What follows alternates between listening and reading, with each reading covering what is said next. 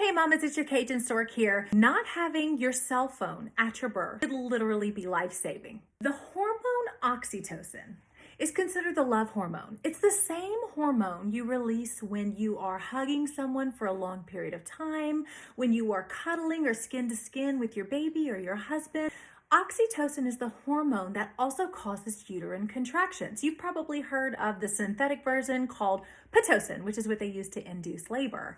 Oxytocin is the natural version of this hormone, and it actually is what helps that uterus contract and stop the bleeding after the birth. So I want you to imagine a wound the size of my entire hand. Your placenta in general is about this size. And when the placenta detaches after the birth, it leaves a placenta-sized wound in the uterus.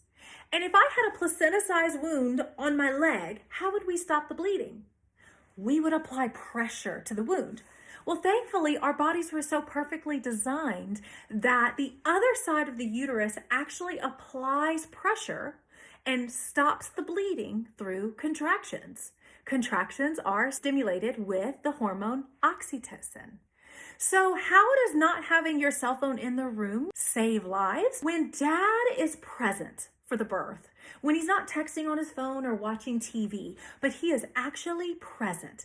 Dads actually have their own hormone release as well. Dads also release oxytocin when their babies are born.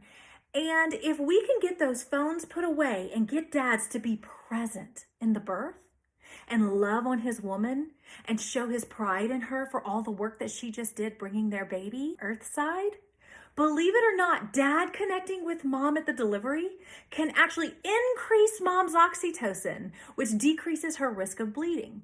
Over 70% of bleeding or hemorrhage causes in childbirth are related to something called uterine atony. It means lazy uterus. How do we get that uterus to firm up and apply pressure to that wound?